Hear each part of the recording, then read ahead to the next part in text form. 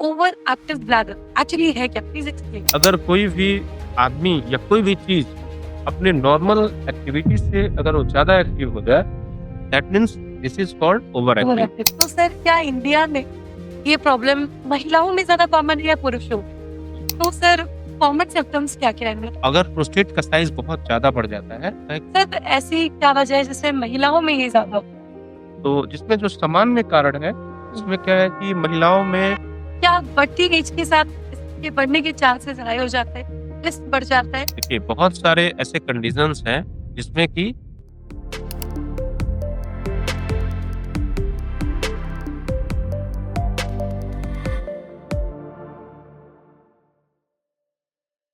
Hello दोस्तों, मैं हूँ एंकर शैली मिश्रा और मैं आपको लेकर आ चुकी हूँ हैशटैग यूरो वेलनेस पॉडकास्ट के नए एपिसोड में, जहाँ पे आज हम एक ऐसे प्रॉब्लम के बारे में बात करने वाले हैं जो वैसे तो बहुत ही ज्यादा कॉमन है, लेकिन लोग इसके बारे में बात नहीं कर पाते हैं, साइलेंटली सफर करते हैं लेकिन शेयर नहीं कर पाते। तो चलिए आज एक्सपर्ट एडवाइस के साथ हम आपकी मदद करने वाले हैं।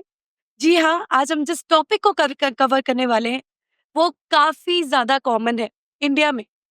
तो हमारा ये टॉपिक रहेगा ओवर एक्टिव ब्लैडर, जिसके लिए हम जुड़ने वाले हैं हमारे स्पेशलिस्ट के साथ। तो दोस्तों आज हमारे साथ खास बातचीत में जुड़ चुके हैं जो कि आपको स्पेशली गाइड करने वाले हैं ओवर एक्टिव ब्लैडर के बारे में, doctor Gaurav Mishra from Patna euro gynae and stone hospital. तो चलिए जुड़ते हैं इनसे खास बातचीत में। हेलो डॉक्टर, सबसे पहले तो आपका हमारे हैशटैग यूरो वेलनेस में बहुत बहुत स्वागत करना चाहूंगी और आपके कीमती वक्त के लिए धन्यवाद।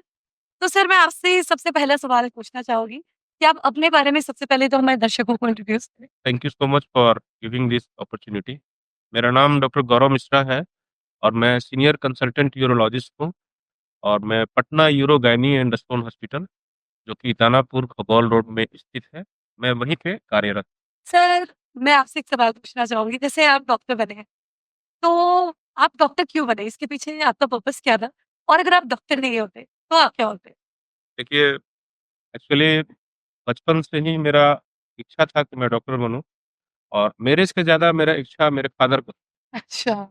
और मेरा जो फर्स्ट प्रायोरिटी था मैं आर्मी में जाना चाहता था और मैं आपको आज बता देता हूँ कि 2003 में मेरा एनडीए में सिलेक्शन भी हो गया। वाह।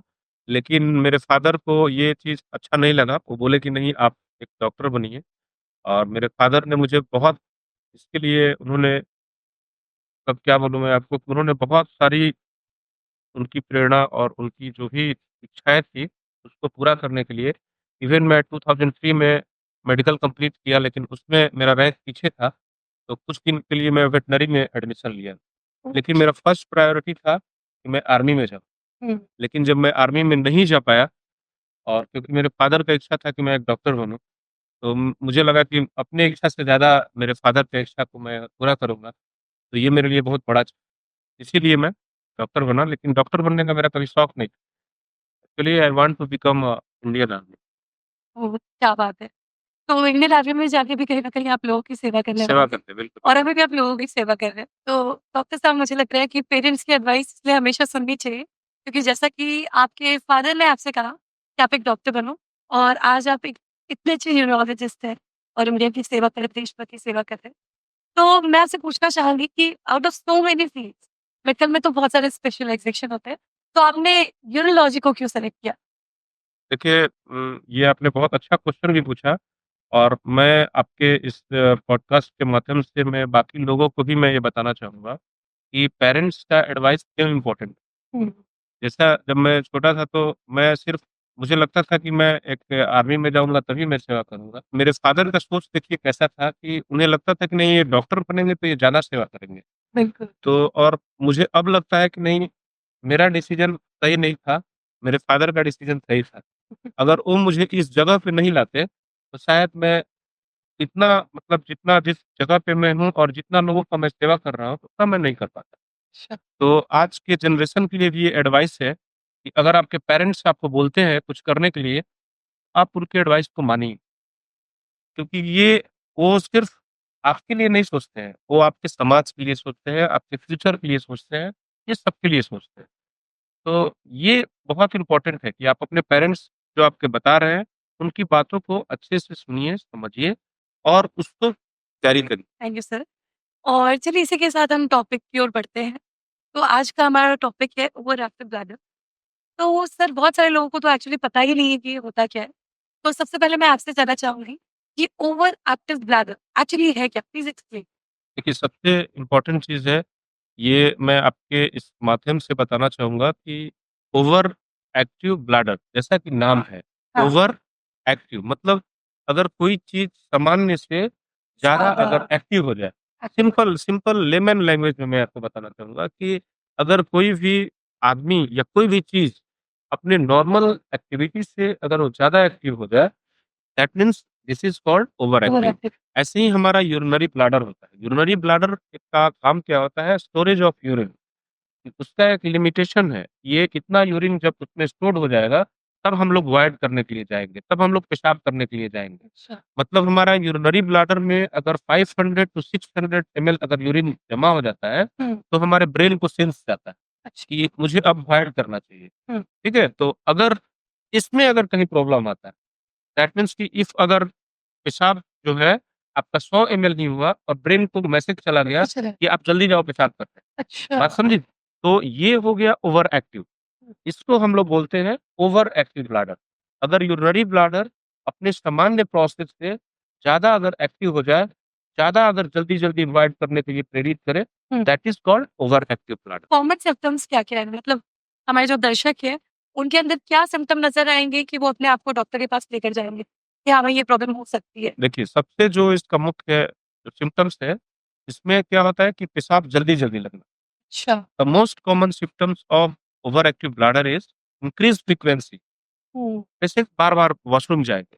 इसके अलावा अर्जेंसी होगा, अगर उन्हें पेशाब लगेगा तो उन्हें लगेगा कि अगर मैं इससे रोक नहीं पाऊँगा, उन्हें वॉशरूम जाना ही होगा जा रही और समटाइम्स लीकिंग, जी, जी। यूरिन यस, यस, यूरिन का लीकेज भी इसमें आता है, इसे हम लोग अर्ज इनकंटीनेंस बोलते हैं। अच्छा। और इसके अलावा पेशाब रात में भी बार-बार लगता है। हुँ। जैसे किसी आदमी को अगर रात में सोए तो उन्हें 1 या 2 बार मैक्सिमम पेशाब लगता है हुँ। और इस बीमारी में बार-बार पेशाब लगता है, 4 बार, 5 बार, 6 बार, 7 बार। काफ़ी तो यस, हुँ। तो these are the most common symptom of over active bladder. तो सर क्या इंडिया में ये प्रॉब्लम महिलाओं में ज़्यादा कॉमन है या पुरुषों में? In India, especially in India, yeah, all over the world, all over the world. yeah, female, this condition is mostly found in female. Female is more common in comparison to male. ये बीमारी महिलाओं में ज़्यादा होता है पुरुषों की अपेक्षा। अपेक्षा। सर तो ऐसी क्या वजह है जिससे महिलाओं में ये ज़्यादा होता है? देखिए, इसके बहुत सारे कारण हैं, तो जिसमें जो सामान्य कारण है, हुँ। उसमें क्या है कि महिलाओं में वो उनके साथ कुछ ऐसे टर्म एंड कंडीशंस होते हैं कि वो बहुत जगह पे अवॉइड नहीं करते और बहुत सारी ऐसी चीज़ें हैं, कॉमन वॉशरूम नहीं रहता है, हुँ। तो उन्हें पेशाब को ज़्यादा होल्ड करने की आदत होने लगती अलग जाती है। है, ठीक है? हुँ। तो एक ये भी कारण है। दूसरा कारण है कि फीमेल में कई बार आफ्टर मतलब बर्थ के बाद, प्रेग्नेंसीज़ के बाद क्या होता है कि जो पेल्विक फ्लोर मसल्स होता है, वो भी बहुत कमज़ोर हो जाता है। हुँ। जिसकी वजह से उनका जो है, पेशाब करने का जो टेंडेंसी है, ये बढ़ जाता है। दूसरा चीज़ है कि जो और भी जो मोस्ट कॉमन कारण है कि ये ओबेसिटी है, हार्मोनल इम्बैलेंस है, हुँ। जिसकी वजह से ये फीमेल में ज़्यादा कॉमन है। सर एक सवाल और है हमारी दर्शकों की तरफ से कि क्या बढ़ती एज के साथ इसके बढ़ने के चांसेस हाई हो जाते हैं? रिस्क बढ़ जाता है? बिल्कुल, अगर ऐज बढ़ता है, हाँ। तो इसके इंसिडेंस बढ़ता है।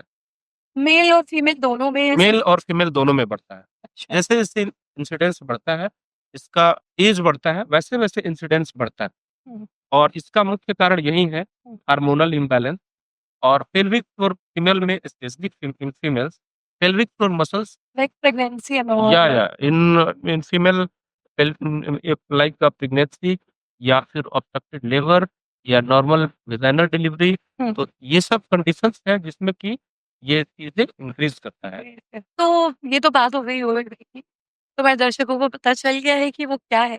अब मैं हमारे दर्शकों को बताना चाहूँगी कि क्या लाइफ़स्टाइल मॉडिफ़िकेशन से या अपने रूटीन में चेंजेस से, अपने डाइटरी चेंजेस से इसको करेक्ट किया जा सकता है?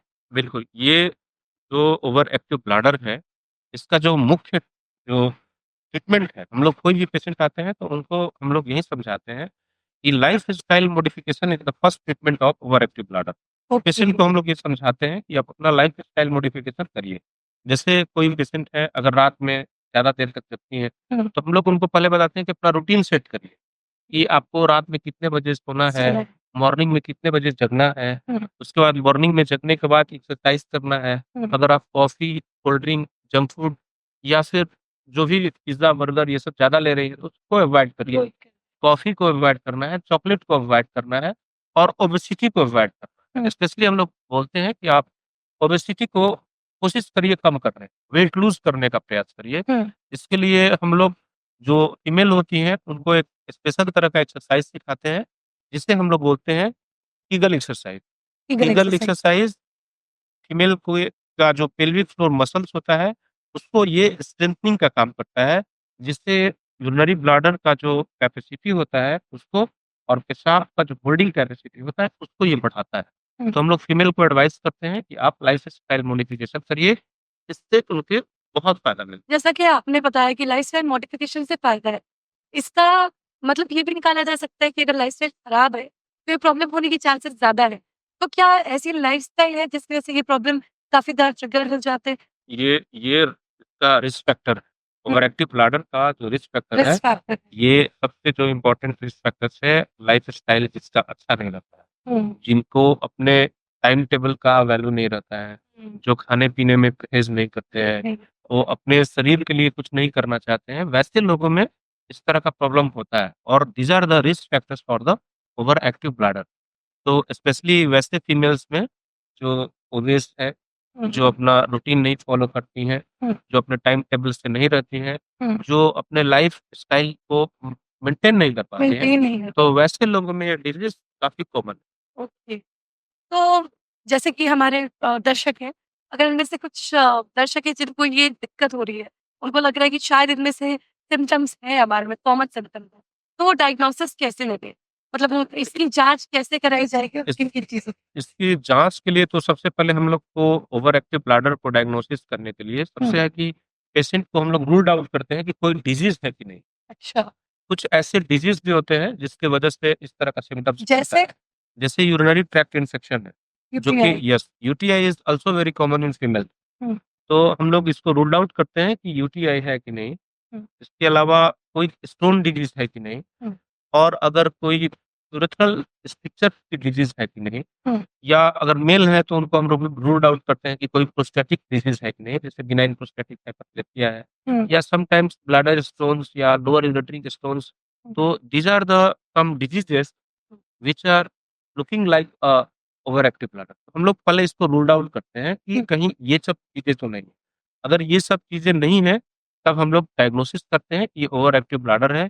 इसके लिए हम लोग कुछ टेस्ट कराते हैं, जैसे यूरिन रूटीन कल्चर हो गया और आपका अल्ट्रासोनोग्राफ़ी हो गया। तो इससे जो सेकेंडरी या जो बीमारी कुछ जो है, वो है कि नहीं, ये हम लोग का पता तो जब कुछ स्पेसिफिक टेस्ट मैं चाहूँगी आप हमारे दर्शकों को बताएँ, कि ऐसे कौन से स्पेसिफिक डायग्नोसिस या टेस्ट हैं, जिससे वो इसके बारे में पता कर पाएँगे? उन टेस्ट के बारे में? सबसे जो मोस्ट कॉमन टेस्ट है, जो कि सब जगह अवेलेबल है, हुँ, वो अल्ट्रासोनोग्राफ़ी है। अच्छा अल्ट्रास अल्ट्रासोनोग्राफ़ी अल्ट्रासोनोग्राफ़ी आपको मोस्ट ऑफ द जो कॉमन डिसीज़ेज़ हैं, उसके बारे में बता देता है कि हाँ, ये डिसीज़ेज़ है। हुँ, तो अगर वो रूल्ड आउट हो जाता है, तो हम लोग समझते हैं कि नहीं, ये ओवर एक्टिव ब्लैडर है। ओके। और उसके बाद पेशेंट जब मेरे यहाँ आते हैं या हम लोग के क्लिनिक में यूरोलॉजिस्ट के पास वो आते हैं, हुँ, तो after taking a proper history हुँ। And examination, then we will diagnose case of over active bladder. तो फिर अब हम ट्रीटमेंट के बारे में बात करेंगे। तो मैं चाहूँगी आप हमारे दर्शकों को ट्रीटमेंट के बारे में बताएँ। मेडिकल प्रोसीजर भी और नॉन मेडिकल प्रोसीजर। देखिए, इसका ट्रीटमेंट बहुत सिंपल है। हुँ, पहले मैंने आपको समझाया कि और दर्शकों को भी समझाया हुँ, कि पहले तो ये समझना है कि ओवर एक्टिव ब्लैडर होता क्या है? हाँ, पहले मैंने आपको इसको एक्सप्लेन किया लेमैन के टर्म में हुँ, कि ओवर एक्टिव ब्लैडर होता क्या है? का कारण क्या है? हुँ, और वही कारण अगर आप खोजेंगे तो इसका इसमें ट्रीटमेंट है, अच्छा ठीक है? तो इसका ट्रीटमेंट सबसे फर्स्ट ये है, आपने मुझसे पूछा कि इसका लाइफ़स्टाइल मॉडिफ़िकेशन क्या है? First treatment is lifestyle life में मॉडिफ़िकेशन। मॉडिफिकेशन। अगर लाइफ़स्टाइल मॉडिफ़िकेशन करते हैं तो आपका 40 to 50% over active bladder correct हो जाएगा। तो लाइफ़स्टाइल मॉडिफ़िकेशन है कि अपना टाइम टेबल आप सही रखें। एक सोने का टाइम फ़िक्स करें, जगने का टाइम फ़िक्स करें और ये टाइम एक करें कि मुझे मॉर्निंग में या इवनिंग में इसके लिए एक बहुत ही इम्पोर्टेंट एक्सरसाइज़ होता है, जिसे हम लोग बोलते हैं eagle exercise. Eagle exercise. Eagle exercise is very important exercise and even it is more beneficial in comparison to drugs. If a patient is follow Eagle exercise regularly, then there is no need of any medication. So Eagle exercise is very important. It will strengthen the muscles of pelvic floor और ये pelvic floor muscles का strengthening की वजह से over active bladder में 40 to 50% लोगों में आराम मिलता है। तो ईगल एक्सरसाइज मेल्स के लिए या फीमेल्स के लिए? फीमेल और मेल दोनों के लिए दोनों के लिए कॉमन एक्सरसाइज। कॉमन एक्सरसाइज थोड़ा सा डिफरेंस होता है वो अगर आप यूट्यूब ये या गूगल पे रिसर्च करें ना तो मिल सकता है। मिल जाए। दूसरा चीज़ है डाइटरी मॉडिफिकेशन। मैंने डाइट में बताया कि आप फाइब्रस डाइट ज़्यादा लें। फाइब्रस डाइट से फ़ायदा क्या होगा कि आपका जो बॉवेल होगा, वो बॉवेल मूवमेंट सही होगा, कॉन्स्टिपेशन को अवॉइड करता है। तो आप अपने डाइट में डाइटरी फाइब्रस डाइट को इंक्रीज़ करें, ठीक है? फाइब्रस डाइट को अगर आप इंक्रीज़ करते हैं तो आपका बॉवेल हैबिट्स अच्छा होगा और it is very helpful in over active bladder. तो आप अपना डाइटरी जो है उसको ठीक करिए। अगर आप खाने में चॉकलेट, कॉफ़ी, कोल्ड ड्रिंक या अदर जंक फूड ले रहे हैं, तो उसको अवॉइड ये बहुत इम्पोर्टेंट है और इसको आप अवॉइड कीजिए, इससे भी बहुत फ़ायदा मिलता है। दूसरा चीज़ है कि आप काफ़ी बहुत सारे लोगों को मैं देखता हूँ, बहुत सारे पेशेंट्स मेरे यहाँ आते हैं, तो वो काफ़ी हरी और बहुत स्ट्रेस में रहते हैं, अच्छा, ठीक है? तो वो सब चीज़ों को थोड़ा अवॉइड करना स्ट्रेस से भी। या स्ट्रेस से भी जो जो हम लोग के न्यूरॉन्स होते हैं ना, तो उसमें से बहुत सारे न्यूरोट्रांसमीटर्स निकलते हैं और वो न्यूरोट्रांसमीटर स्ट्रेस में बहुत ज़्यादा ट्रांसमिट होते हैं। स्ट्रेस से मतलब काफ़ी सारी बीमारियाँ काफ़ी सारी बीमारियाँ होती हैं। तो one of the most common cause of over active bladder mostly in adult hmm, mostly in adult females stress is the most common cause. तो अभी अभी रिसेंट रिसर्च में आया है कि अगर आप बहुत सारे लोग ऐसे होते हैं जो बहुत जल्दबाजी में रहते हैं कि ऑफ़िस जाना है, ऑफ़िस में काम करना है, बहुत तरह का स्ट्रेस है। तो वैसे लोगों को मेरा एडवाइस है कि आप स्ट्रेस को कम करें कम है। और स्ट्रेस को कम करने के लिए जो सबसे महत्वपूर्ण चीज़ है, आप एक्सरसाइज़ करें। ईगल एक्सरसाइज़ तो करें ही, उसके साथ-साथ आप मेडिटेशन करें मेडिटेशन। और योगा करें। हाँ। ये बहुत ही इम्पोर्टेंट है और मुझे लगता है कि इसको करने से क्योंकि एक यंग जो फीमेल है या यंगर जनरेशन के जो बच्चे हैं, लड़के हैं, उनके लिए मेडिसिन जो है बहुत ज़्यादा दिन तक नहीं ले सकते। हाँ। तो उनके लिए ये बहुत ही फ़ायदेमंद है। मैंने देखा है कि बहुत सारे जो मेरे यहाँ पेशेंट आते हैं, उनको मैं एडवाइस करता हूँ तो ये बताते हैं कि सर बहुत फ़ायदा है। हाँ। तो ये बहुत इम्पोर्टेंट है। आप अपने लाइफ़ में अगर बहुत ज़्यादा स्ट्रेस ले रहे हैं, तो उसे आप बंद करिए। थोड़ा-सा आपके पास अगर समय मिलता है, तो आप आउटडोर गेम्स में समय बिताएँ, जैसे बैडमिंटन हो गया, टेनिस हो गया या कोई भी गेम है तो उसको आप खेलें, इससे भी बहुत फ़ायदा होता है। और अपना एक वाइडिंग डायरी टिक करना है, जैसे आपको क्या करना है कि आपको पहले फिक्स करना है कि मुझे 1 आवर पे जाना है, 2 आवर पे जाना है और इस तरह से आप अपना वाइडिंग डायरी भी मेंटेन करना होता है, बनाना होता है कि इस तरह से करें, ठीक है? इसके अलावा ये तो वो हो गया आपका dietary modification, lifestyle modification, exercise के बारे में बताया। इसके अलावा हम लोग कुछ पेशेंट को बताते हैं कि रात में पानी थोड़ा कम पीना कम। पानी जैसे बहुत सारे लोग बोलते हैं ना कि पानी 5 लीटर पी जाइए, 6 लीटर पी जाइए। हाँ। तो हम लोग बताते हैं कि पानी का थोड़ा-सा इंटेक जो है कम कम करिए। करिए। पानी का इंटेक उतना ही लेना है जिससे कि आपका बॉडी में हाइड्रेशन मेंटेन रहे। तो पेशेंट को बताते हैं कि आप 2.5 लीटर, 3 लीटर पानी लीजिए, इससे आपको फ़ायदा होगा। और आप रात में सोने से 1 घंटा पहले पानी कम कर दें। ख़ास करके और जिन्हें कोई कोमॉर्बिडिटी है, जैसे आप कितने सारे पेशेंट होते हैं जिनको डायबिटीज़ होता है, हाइपरटेंशन होता है, बहुत सारे लोगों को क्रोनिक किडनी डिजीज़ होता है। तो वो सारे जो दवा लेते हैं, उनमें भी बहुत सारे ऐसे दवा होता है जिसको कि हम लोग को उसको डायबिटीज़ को और हाइपरटेंशन को कंट्रोल करना होता है। तो हम लोग बताते हैं कि आप अपना डायबिटीज़ को और हाइपरटेंशन को अच्छे से कंट्रोल करिए, इससे भी बहुत फ़ायदा होता है। इसके अलावा हम लोग के पास मेडिसिन्स अवेलेबल है, जिसमें मोस्टली बीटा 3 एगोनिस्ट है, जिसे हम लोग मिराविग्रॉन बोलते हैं। मिराविग्रॉन काफ़ी अच्छी दवा है, जो काफ़ी मतलब बहुत बेनिफिशियल ओवर एक्टिव ब्लैडर में। इसके अलावा सोलिफेनासिन जो एंटी मस्करनिक ड्रग्स है, वो भी बहुत कारगर है, सोलिफेनासिन भी। लेकिन मैं आपके इस माध्यम से बताऊँगा कि कोई भी जो मैं दवा बोल रहा हूँ, से जो भी दर्शक हैं, वो नहीं खरीद के खाएँगे, बिना अपने डॉक्टर के परामर्श के। क्योंकि बहुत सारे दवाओं का साइड इफ़ेक्ट होता है, तो आप कभी भी ये सब दवा अगर लेना हो, तो अपने यूरोलॉजिस्ट से संपर्क करें और लें। क्योंकि ओवर एक्टिव ब्लैडर सोचने की बीमारी है। सोचने की बीमारी है, तो इसलिए आप सोचना बंद कर दीजिए। सोचने का मतलब ये नहीं कुछ कि नहीं सोचना है। कुछ नहीं सोचना, ऐसा नहीं है। मैंने बोला कि आपके हाथ में जो चीज़ है, नहीं सोचिए। अच्छा। ना अपना पास्ट के बारे में सोचिए और ना फ्यूचर के बारे में सोचिए। प्रेज़ेंट में प्रेज़ेंट में रहिए। जैसे हुँ, मान लेते हैं कि मैं अपने हॉस्पिटल में काम करता हूँ, हुँ, तो मेरे पास कल क्या हुआ उसके बारे में बहुत ज़्यादा स्ट्रेस लेने से कोई फ़ायदा नहीं। और कल क्या होगा उसके बारे में भी ये मेरे पे कोई वो नहीं है कि नहीं कल 500 पेशेंट आएँगे कि 10 पेशेंट आएँगे कि नहीं आएँगे। ये मेरे बस का चीज़ नहीं है। हुँ, तो ऐसे ही मैं जितने भी लोग मुझे देख रहे हैं तो उन सारे लोगों से मैं यही कहूँगा कि अपने प्रेज़ेंट में रहें और अपने प्रेज़ेंट को कैसे अच्छा बनाना है, उस पे ध्यान दें। हुँ, ये बहुत इम्पोर्टेंट है। हुँ। प्रेज़ेंट को अच्छा करने के लिए आपको बहुत अपना ये बढ़ाना नहीं है, अपना जो अ, सोचने का दायरा नहीं। सोचने का दायरा जो है ना बहुत ज़्यादा बढ़ाना नहीं है। जैसे कि मेरा मान लेते हैं कि रिक्वायरमेंट मुझे इतने की है, हुँ, तो ठीक है उतना में मेरा काम चलेगा। हुँ, बहुत हाय-हाय या बहुत जल्दी-जल्दी करने की ज़रूरत नहीं है। लाइफ़ मिला है, आप उसे एन्जॉय करिए और उसे बहुत अच्छी तरह से बिताने का प्रयास करना है। ये नहीं कि मैं बहुत जल्दी-जल्दी करने के चक्कर में कई बार बहुत सारी चीज़ें छूट जाती और बहुत सारी बीमारियाँ भी हो सकती बहुत सारी बीमारियाँ हो हैं। जाती हुँ, हैं। तो मैं इस मा आपके इसके माध्यम से मैं यही कहूँगा सारे लोगों को कि आप बिल्कुल खुश रहें। जहाँ भी मौका मिले खुशी का, हुँ, वहाँ पे समय बिताएँ। अपने पेरेंट्स का ध्यान रखें, उनके साथ टाइम को स्पेंड करें हुँ, और अपने मतलब अपने बारे में जो अपना जैसे हमारे लिए क्या इम्पोर्टेंट है? आप बताइए कि जो मेरा हॉस्पिटल है, अगर मैं न रहूँ तो ये चल पाएगा? बिल्कुल। नहीं चल पाएगा ना? तो सबसे इम्पोर्टेंट चीज़ क्या है? अपना हेल्थ।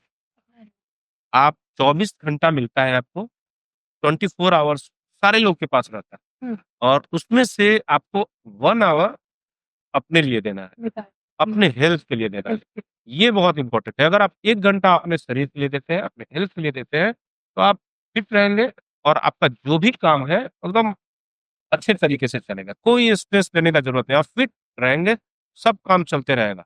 तो आपको अगर इस तरह से रहते हैं, तो कोई भी ओवर एक्टिव ब्लैडर या किसी भी तरह की वैसी खतरनाक बीमारी आपको नहीं होगी, जिससे आपको डरने की ज़रूरत हुँ, तो अपने शरीर के लिए आप 1 घंटा ज़रूर दें। शरीर के लिए 1 घंटा देने का मतलब ये नहीं कि आप मोबाइल देखते रहें, टेलीविज़न देखते रहें, हुँ, बैठ कर के ये नहीं है।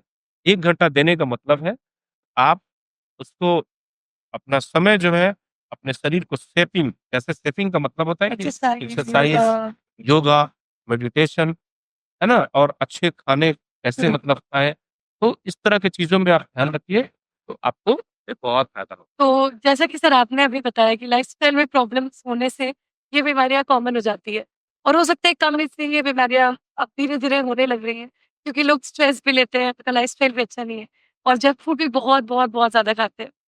तो अगर उनको ये प्रॉब्लम होने लग जाए फॉर इंस्टेंस कि अगर यूरिन लीक होने लग जाए, तो किस पॉइंट पे उनको रियलाइज़ हो जाना चाहिए कि उनको अब एक अच्छे यूरोलॉजिस्ट या फिर एक डॉक्टर के पास ये बहुत ही इम्पोर्टेंट क्वेश्चन हुँ, क्योंकि बहुत सारे ऐसे लोग होते हैं ना जो बताना नहीं चाहते, शर्म आती है उन्हें। शर्म आती है हुँ, क्योंकि ये एक ऐसी प्रॉब्लम है स्पेशली फीमेल्स जो होती है ना वो बताती नहीं। हुँ, वो कुछ ना कुछ मतलब उसको सोचती है कि इग्नोर करती है कि ये फीमेल का प्रॉब्लम है, हुँ, लेकिन ऐसा नहीं है।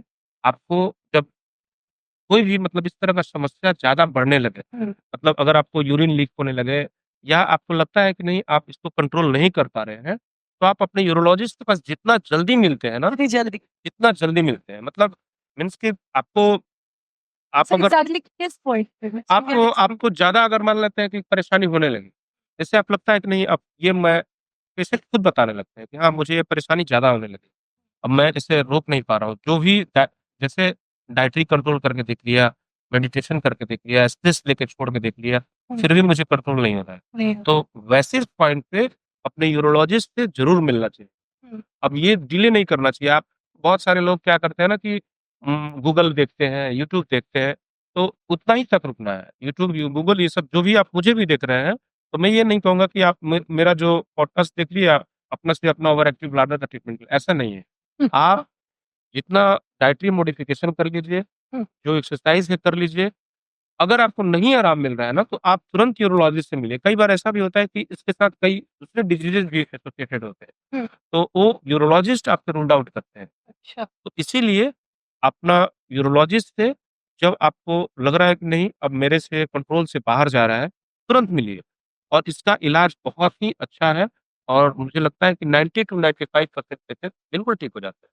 तो चलिए डॉक्टर साहब, अब हम कुछ मिथ्स एंड मिसकॉन्सेप्शंस की बात करते हैं, जो हमारे इंडिया में बहुत ही ज़्यादा कॉमन है, क्योंकि लोग यूजुअली व्हाट्सएप यूनिवर्सिटी से पढ़ने के बाद खुद को डॉक्टर मानने लग जाते हैं। तो इसमें से जो सबसे पहला मिथ है, यानी कि blood in urine is equal to UTI, क्या ये सच है? नहीं, देखिए अगर पेशाब में ब्लड आ रहा है, हुँ, यूटीआई एक कारण हो सकता है, हुँ, लेकिन ऑलवेज़ यूटीआई नहीं हो सकता है। इसलिए अगर आपको पेशाब से खून आता है, हुँ, तो आप इसे इग्नोर नहीं करें। हाँ, this is the alarming sign और कभी भी अगर पेशाब में रेड कलर का या रेडिश डिस्कलरेशन होता है या हुँ, क्लॉट आता है, हुँ, तो आपको अपने डॉक्टर से ज़रूर संपर्क करना अच्छा, क्योंकि हर एज ग्रुप में ब्लड आने का डिफरेंट-डिफरेंट कारण होता है। बच्चों में जो ब्लड आता है, उसका डिफरेंट कारण है। एडल्ट में जो यूरिन में ब्लड आता है, उसका डिफरेंट कारण है। ओल्ड एज में जो यूरिन में ब्लड आता है, तो उसका डिफरेंट कारण है। तो अगर आपको ब्लड आता है, तो आप ये नहीं समझिए कि ये सिर्फ़ यूटीआई है। हुँ, क्योंकि अगर आप 50 इयर्स के हैं, 40 इयर्स के हैं, तो urinary bladder cancer is the most common cause of haematuria, reddish discolouration of urine. हुँ, और अगर ये एडल्ट है, तो उसमें यूरेट्रिक स्टोन हो सकता है, किडनी स्टोन हो सकता है, ये है, ठीक है? अगर बच्चे हैं, तो बच्चे में कई तरह का किडनी की डिज़ीज़ेज़ होती है, जिसे हम लोग नेफ्रोटिक सिंड्रोम बोलते हैं, नेफ्राइटिस बोलते हैं। तो ये बच्चों का इसमें विल्स ट्यूमर होता है बच्चों में, तो ये सब कारण है। हमें ये नहीं सिर्फ़ सोचना चाहिए कि यूटीआई से ही ब्लड आता है। तो हमारे यहाँ एक बहुत प्रचलित बात कही जाती है कि ज़्यादा पानी पीने से किडनी स्टोन नहीं होता है, क्या ये सच है? देखिए, बहुत ज़्यादा पानी पीने से ऐसा नहीं है कि किडनी स्टोन नहीं होता है। पानी पीना है। सिंपल आप ये समझिए कि जैसे पानी का क्या इम्पोर्टेंस है, हमारा किडनी का क्या फंक्शन है, हुँ, ठीक है ना? किडनी का फंक्शन जस्ट लाइक आपके घर में अगर चाय छन्नी देखी है ना? हुँ, चाय छन्नी से अगर आप चाय छानती हैं, तो चाय छानने के बाद अगर आप उसको टैप वाटर में नहीं रखेंगे, तो चाय छन्नी आपका ब्लॉक हो जाएगा। सही बात। समझ गए ना? हुँ, सिंपल लेमन लैंग्वेज में समझिए बात को। उसी तरह से हमारा किडनी क्या है ना एक फ़िल्टर है। हाँ, उसमें नेफ्रॉन्स होते हैं, उसका यूनिट होता है नेफ्रॉन्स होता है। वो हमारे बॉडी के जो एक्सक्रीटरी मटेरियल्स होता है, उसको एक्सक्रीट आउट करता है। हुँ, तो उसके लिए एक सफिशिएंट अमाउंट ऑफ वाटर चाहिए, ताकि वो निकाल सके। अगर वो सफिशिएंट अमाउंट ऑफ वाटर नहीं रहेगा, तो वो क्या होगा कि वो जो मटेरियल्स होंगे, एक्सक्रीटरी प्रोडक्ट्स होंगे, किडनी में कहीं न कहीं डिपॉज़िट होने लगेंगे हुँ, and that will leads to the formation of stones. Stone. ठीक है? तो किडनी स्टोन्स ना हो, उसके लिए सफिशिएंट पानी पीना है। हुँ, ज़्यादा पानी नहीं पीना है। ज़्यादा पानी पीने का मतलब आप 8 लीटर, 10 लीटर ऐसे पानी पीने से और भी कुछ बीमारी भी होने से हो सकता है। तो तो एक एक बैलेंस ऑन में एवरेज कितना हाँ, पानी? मैं वही आपको बताने जा रहा हूँ कि कई बार बहुत सारे लोग को ये डाउट रहता है कि कितना पानी पिएँ? हुँ, तो मैं सबसे जो इम्पोर्टेंट चीज़ है वो बताना चाहूँगा कि अपना यूरिन के कलर को देखिए, हुँ, क्योंकि हर आदमी के लिए एप्लीकेबल नहीं है। हाँ, अगर कई बार क्या होता है कि जो लेबर होते हैं, जो धूप में ज़्यादा काम करते हैं, हुँ, वो उनका जो वाटर का एक्सक्रीशन स्वेटिंग के द्वारा स्वेटिंग होता है, वो ज़्यादा होता है। हाँ, तो वैसे लोगों में पानी का मात्रा ज़्यादा ज़रूरत होता है। ज़्यादा। तो सबसे जो बेस्ट इंडिकेटर है कि आप पानी सही पी रहे हैं कि नहीं, आपके यूरिन का colour. Hmm, if your urine colour is like water, hmm, then आपका जो हाइड्रेशन है, वो वेल मेंटेन्ड, वेल मेंटेन्ड। ठीक है? इसके लिए आपको अगर आप देख रहे हैं कि हाँ, आप 3 लीटर ही पानी पीती हैं और आपका हाइड्रेशन मेंटेन है, मतलब कि यूरिन का कलर नॉर्मल वाटर की तरह है, वाटर की तरह है, तो दैट मीन्स कि आपका हाइड्रेशन सही है और आप पानी सही पी रही हैं। और अगर आप ज़्यादा पानी पीते हैं, उससे क्या होगा कि आपको परेशानी हो सकती है। कई बार बहुत सारे किडनी डिजीज़ के पेशेंट होते हैं, अगर वो ज़्यादा पानी पीते हैं, तो उसमें हार्ट फेलियर की संभावनाएँ होती है या फिर और भी सारी प्रॉब्लम जो है, हो सकती है। हुँ, तो इसलिए पानी अगर कोई भी आदमी को पीना है, 3 लीटर, साढ़े 3 लीटर तक पानी सफिशिएंट फंड्स। तो एक चीज़ कही जाती है that men don't suffer from incontinence. Is that true? No, देखिए बहुत सारे ऐसे कंडीशंस हैं जिसमें कि मेल में भी इनकंटीनेंस होता है, स्पेशली इन ओल्ड एज या फिर किसी भी पेशेंट्स को स्पाइन का अगर इंजरी होता है, स्पाइनल इंजरी होता है, तो उसमें न्यूरोजेनिक ब्लैडर होता है। वैसे कंडीशंस में भी यूरिनरी इनकंटीनेंस होता है, ठीक है? दूसरा चीज़ है overflow incontinence, mostly in male patients after 60 to 70 years, specially due to the enlarged prostate। अगर प्रोस्टेट का साइज़ बहुत ज़्यादा बढ़ जाता है, उसमें क्या होता है कि अगर यूरिन ज़्यादा यूरिनरी ब्लैडर में स्टोर्ड होने लगता है, तो वो क्या होता है कि अपने आप ओवरफ्लो होते रहता है। तो उसको हम लोग बोलते हैं ओवरफ्लो इनकंटीनेंस, अच्छा। ठीक है? तो मेल में भी इनकंटीनेंस की समस्याएँ होती हैं। एक एज के एक ऐज के बाद या एक कोई स्पा डिजीज़ हो जाए, स्पाइनल इंजरी हो जाए या उसको किसी भी कारण से न्यूरोजेनिक ब्लैडर हो जाए, तो उसमें भी इनकंटीनेंस होता है। तो सर एक बात और लोगों को काफ़ी कन्फ्यूज़न रहता है कि क्या फीमेल में इनकॉन्फिडेंस यूटीआई की वज़ह से भी होता है? हाँ, फीमेल में यूटीआई की वजह से इनकंटीनेंस हो सकता है। हो सकता है। बिल्कुल, हो सकता है और स्पेशली ओल्ड एज फीमेल्स में हुँ। यूटीआई की वजह से इनकंटीनेंस होता है और अगर यूटीआई कंट्रोल्ड ना हो, तो ज़्यादा प्रेसिपिटेट कर जाता है।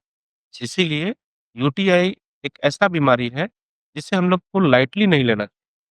यूटीआई में बहुत सारे ऐसे चीज़ें हैं जो कि मतलब हो सकती है, पॉसिबिलिटीज़ होती है। तो फीमेल में यूटीआई में इनकंटीनेंस हो सकता है।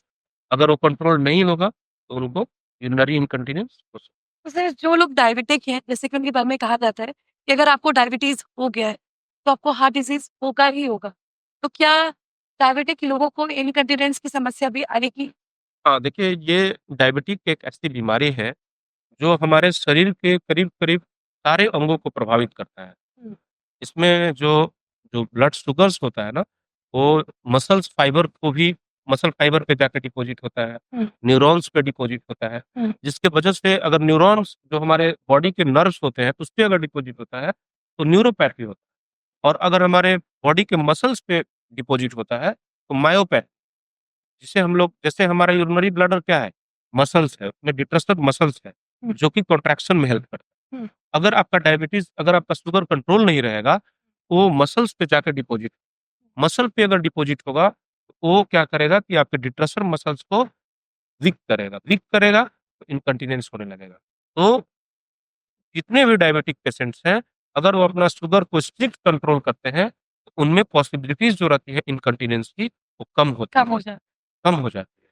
इसीलिए बोला जाता है कि अगर आपको डायबिटीज़ है, हुँ। तो अपने डायबिटीज़ को कंट्रोल करिए। हुँ। डायबिटीज़ को अगर आप कंट्रोल करते हैं, तो इसमें ये संभावनाएँ कम हो जाती है और ख़ास करके ऐसे लोग जिसमें कि डायबिटीज़ अनकंट्रोल्ड है, वैसे लोगों में जो डायबिटिक सिस्टोपैथी होती है, इसे हम लोग बोलते हैं डायबिटिक सिस्टोपैथी।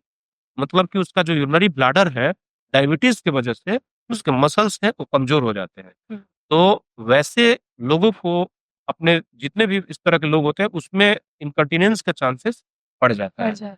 तो शुगर कंट्रोल करना बहुत इम्पोर्टेंट है। डॉक्टर आपने काफ़ी अच्छी जानकारियाँ दी। तो चलते-चलते हमारे दर्शकों को क्या कहना चाहेंगे? थैंक यू सो मच आप लोगों ने मुझे बुलाया और मैं यहाँ पे आया और देखिए, आप सभी लोग जानते हैं कि हमारे देश की आबादी जो है 1 अरब 40 करोड़ के करीब, इतना ह्यूज पॉपुलेशन है। हुँ। तो इसके माध्यम से मैं जितने भी लोग मुझे देखेंगे, उनके लिए एक सिंपल मैसेज यही है हुँ। कि आप अपना लाइफ़ को अपने अनुसार चलाएँ। एक संयमित लाइफ़ जीने के लिए अपना डिसिप्लिन्ड टाइम टेबल बनाएँ, स्पेशली उन बच्चों को जो आजकल के इतने स्ट्रेसफुल लाइफ़ में जी रहे हैं। हर जगह कॉम्पिटिशन है, इवन 6-7 क्लास से ही उनको कॉम्पिटिशन फेस करना पड़ता है। हुँ। तो वैसे बच्चों के लिए भी मेरा संदेश है, ये प्रोग्राम तो एल्डरली के लिए था, ओल्ड एज के लिए था, लेकिन मैं बच्चों के लिए भी ये मैसेज देना चाहूँगा कि जितने भी बच्चे हैं, वो अपने लाइफ़ में अगर टाइम टेबल रखते हैं, अगर डिसिप्लिन लाइफ़ रहता है, तो वो कभी भी उनको स्ट्रेस नहीं हो सकता और जो जो बाकी लोग हैं, उन लोग के लिए मैसेज है कि अपना स्ट्रेस फ्री लाइफ़ जिएँ, एक बैलेंस डाइट लें, एक बैलेंस एक्सरसाइज़ करें हुँ। और अपने शरीर का ध्यान रखें। हुँ। पानी जो है, जितना मैंने बताया, सफिशिएंट अमाउंट में लें, बहुत ज़्यादा नहीं, बहुत कम नहीं हुँ। और जो अच्छी चीज़ें हैं, जिससे कि आपके शरीर जो है लेने के बाद अच्छा दिखे, स्मार्ट दिखे, वैसे चीज़ें लीजिए और आप स्वस्थ रहिए, हमेशा आगे बढ़ते रहिए। Thank you so much. Thank you so much doctor for your valuable time. आपने हमारे दर्शकों को इतना कुछ बताया, इतनी सिंपल एडवाइस दी जो उनके लिए काफ़ी ज़्यादा रिलेटेबल है और मुझे पूरा विश्वास है कि हमारे जो दर्शक हैं, वो आपकी एडवाइस के साथ और आपके इस पॉडकास्ट को देखने के बाद अपने लाइफ़स्टाइल में मॉडिफ़ाई करके और आपने जो भी चीज़ें बताई, वो सभी फ़ॉलो करके अपने ओवर एक्टिव ब्लैडर की प्रॉब्लम से रिलीफ़ पाएँगे। Thank you so much again. Most welcome. Thank you so much दर्शकों for watching our podcast #uro wellness podcast. आप हमारे पॉडकास्ट को देख सकते हैं यूट्यूब पे, इंस्टाग्राम पे, स्पॉटिफाई पे एंड एप्पल पॉडकास्ट पे। तो चलिए बहुत जल्द आपसे मिलती हूँ फिर किसी नए टॉपिक के साथ, बहुत सारी नई जानकारियों के साथ और एक नए एक्सपर्ट के साथ। Thank you so much everyone.